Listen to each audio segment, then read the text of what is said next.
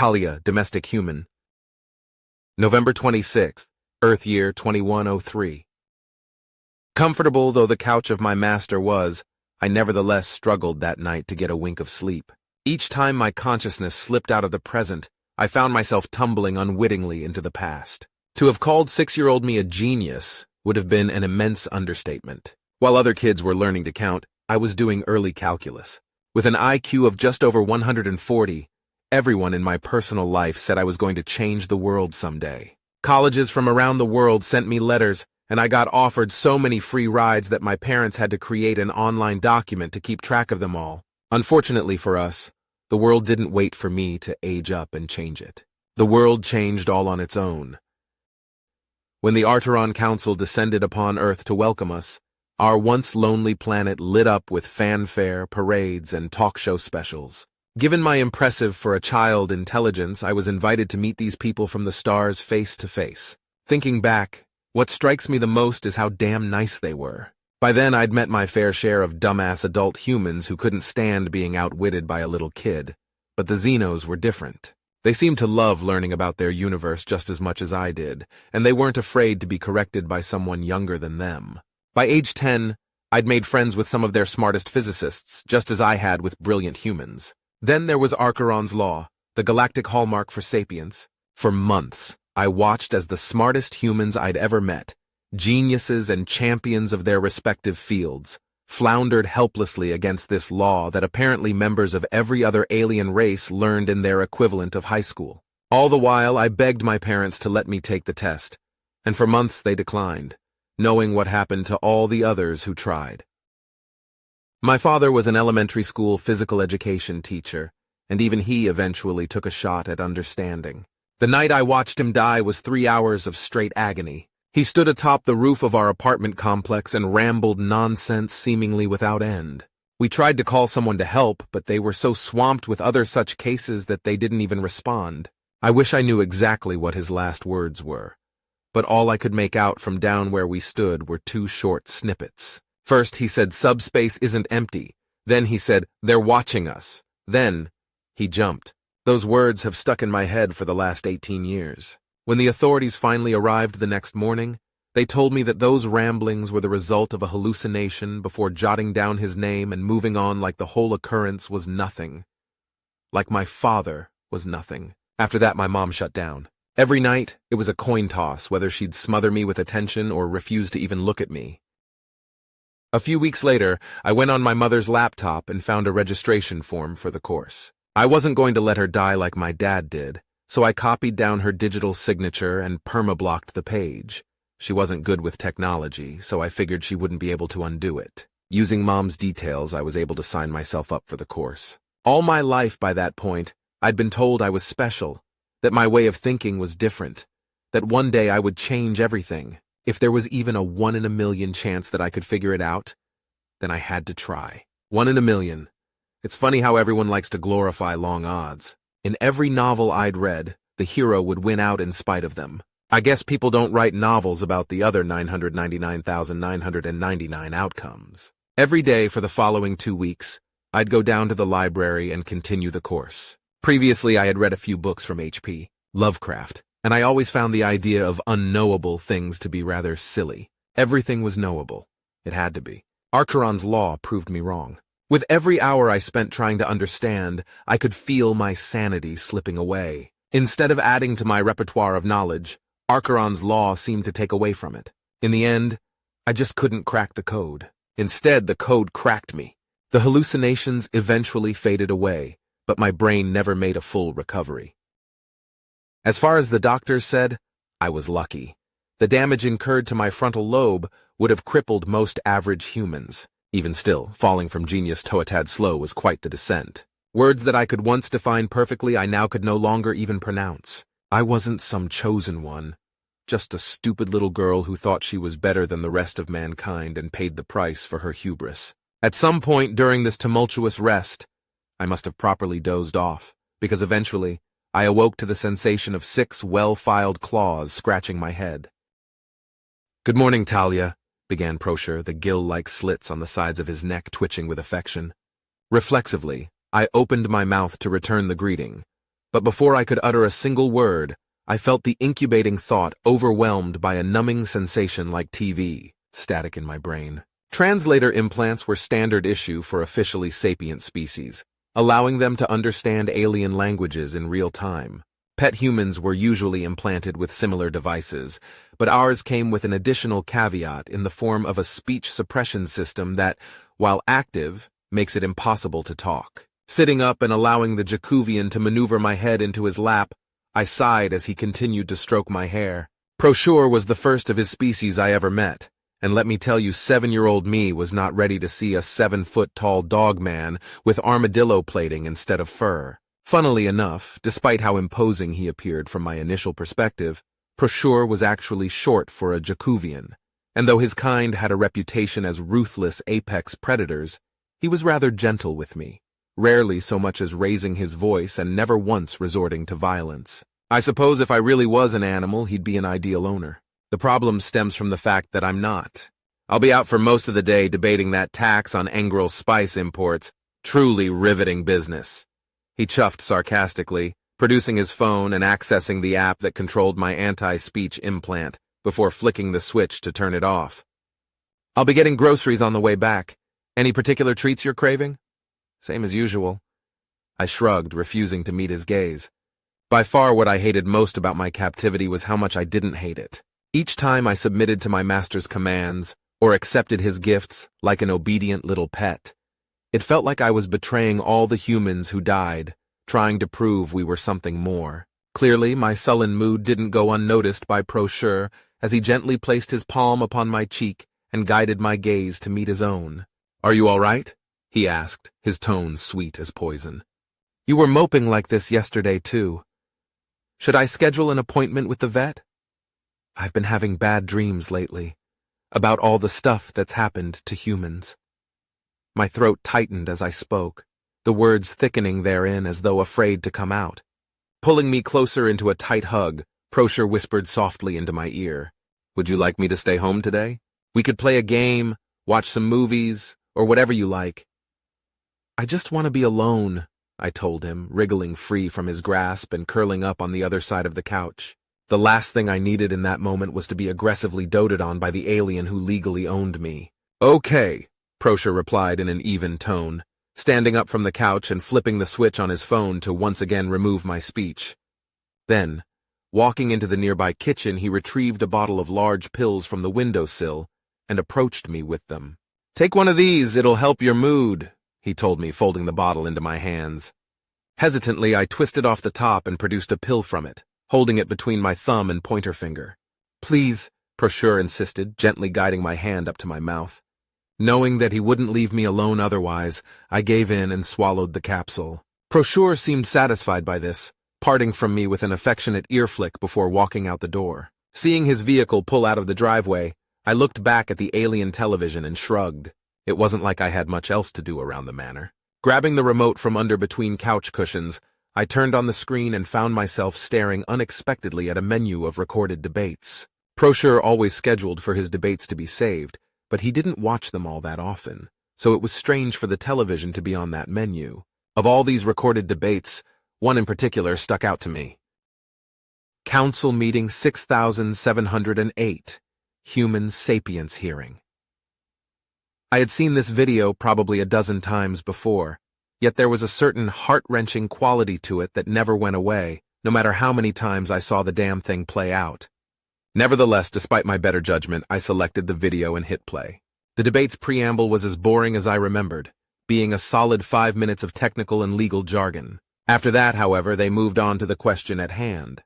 "It is clear that the humans occupy a never-before-seen category of sapience," hummed the gelatinous Uthrub speaker, who had been selected to represent the pro-human side. "It would be a profound miscarriage of justice to file away thinking people as mere animals based upon a technicality." On the other side of the auditorium stood Prosure.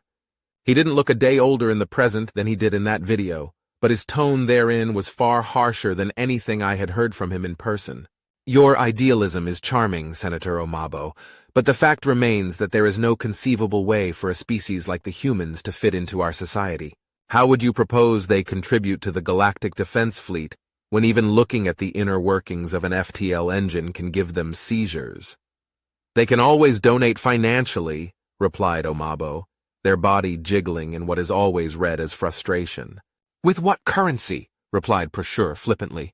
Humans are utterly incapable of operating in the fields of medicine, science, and engineering. I find them charming, even admirable in their own way, but we cannot allow petty sentiment to override facts. They are burdens, not equals. If that is the case, then perhaps they would be better off if we left them alone and quarantined Earth, popped Omabo angrily. Unfortunately, given the damage we've already done to their population, that isn't an option, replied Prosure, straightening the ascot-like adornment worn around his neck. If we were to leave the humans alone, then our estimates suggest 1 billion more premature deaths as a result of our interference. The debate raged on between a host of other speakers on each side before eventually coming to a vote. Of the 142 representatives, one for each species, 60 voted in favor of human independence, 79 voted against them, and 3 representatives abstained. Prosure was a career politician renowned for his persuasive talent, and as such, I couldn't help but wonder if his opinion differing might have changed the outcome. Knocking at the door interrupted my introspection. My knees wobbled slightly from the effects of the pill as I slowly approached the front door and opened it to reveal on the front step a single small package. This in itself wasn't particularly out of the ordinary.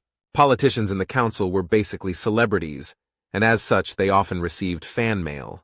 Peering out to the long driveway's end, however, I saw no delivery vehicle for anyone walking away. With my thoughts beginning to grow fuzzy, I carried the package into the kitchen to set it down for Prosure to later retrieve. Just as I did this, however, I was immediately struck by the sight of English writing on its side. For Talia, Xander Ridgeford, Strater General. November 26th, Earth Year 2103.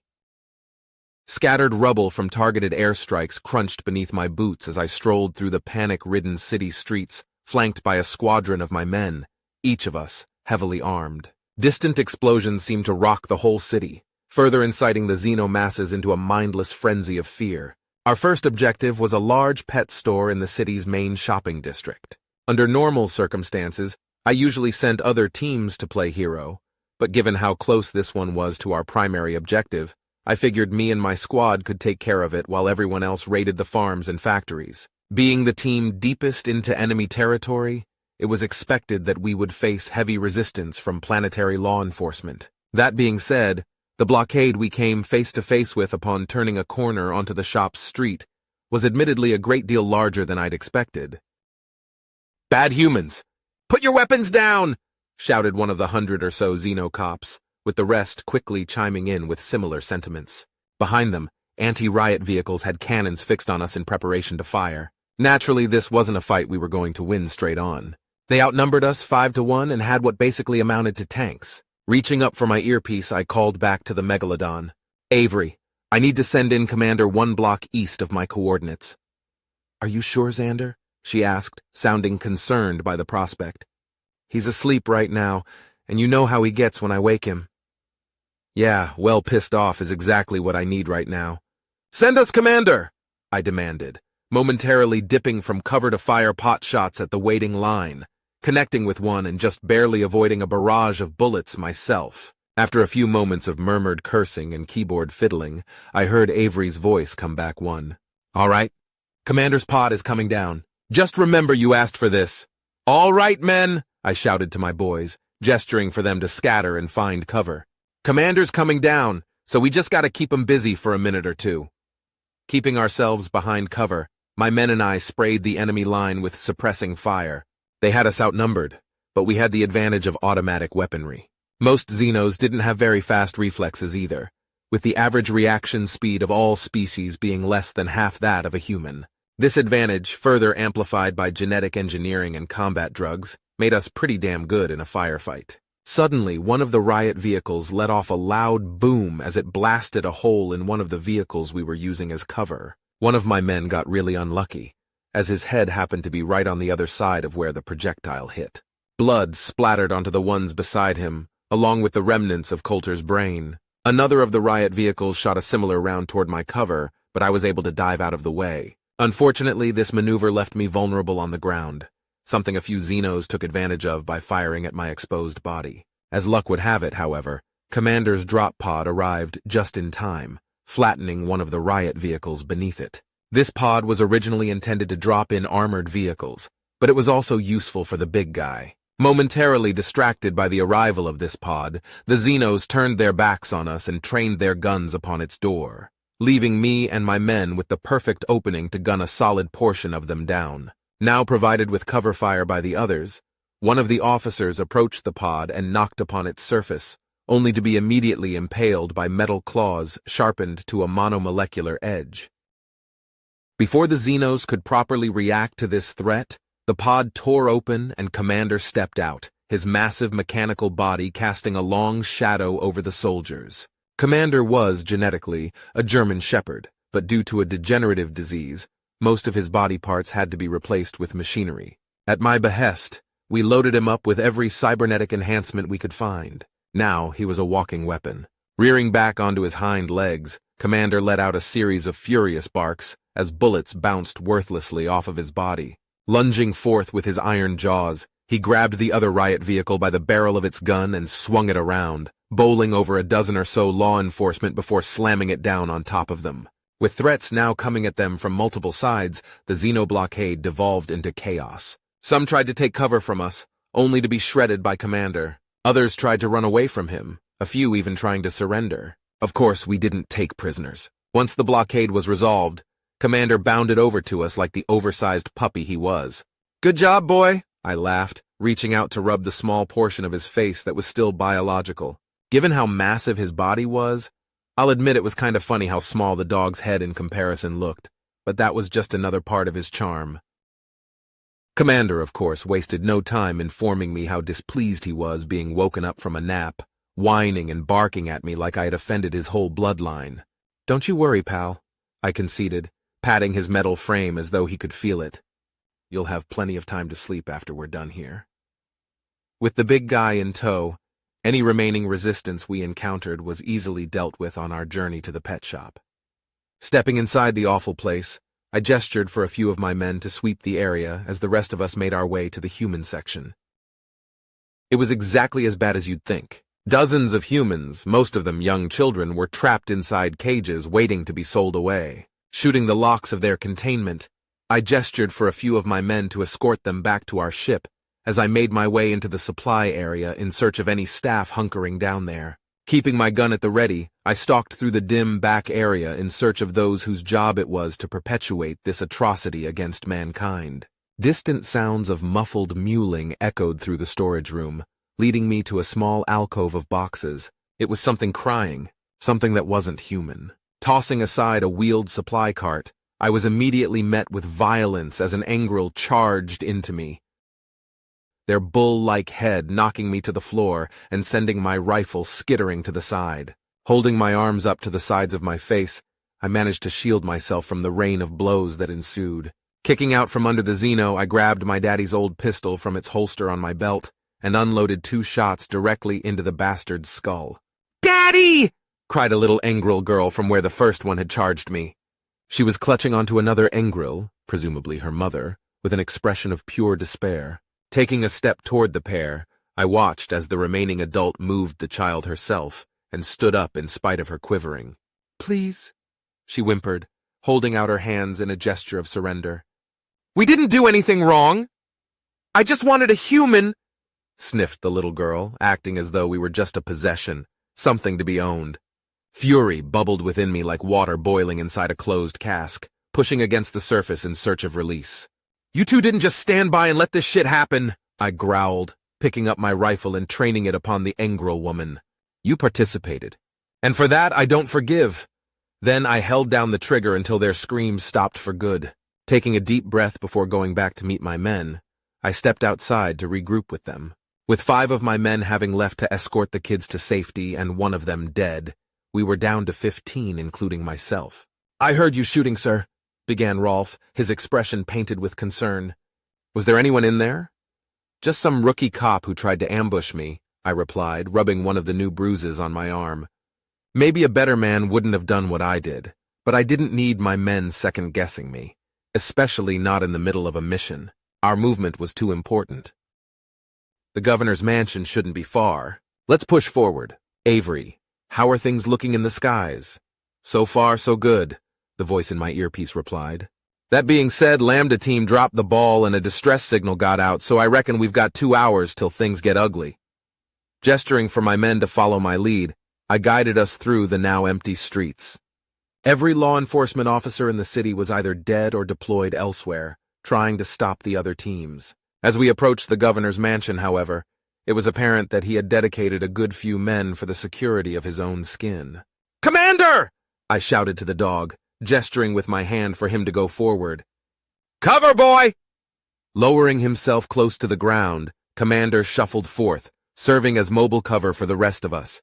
He took a few heavy rounds from a grenade launcher, but luckily it was nothing vital. Once we were close enough to take cover elsewhere, I told my men to do so and gave Commander the order to attack. Unfortunately, the governor armed his men well. One lucky shot from a rocket launcher took out Charlie, Jones, and Boris. For every life they took, however, we paid them back with 10, and at last the lawn was quiet.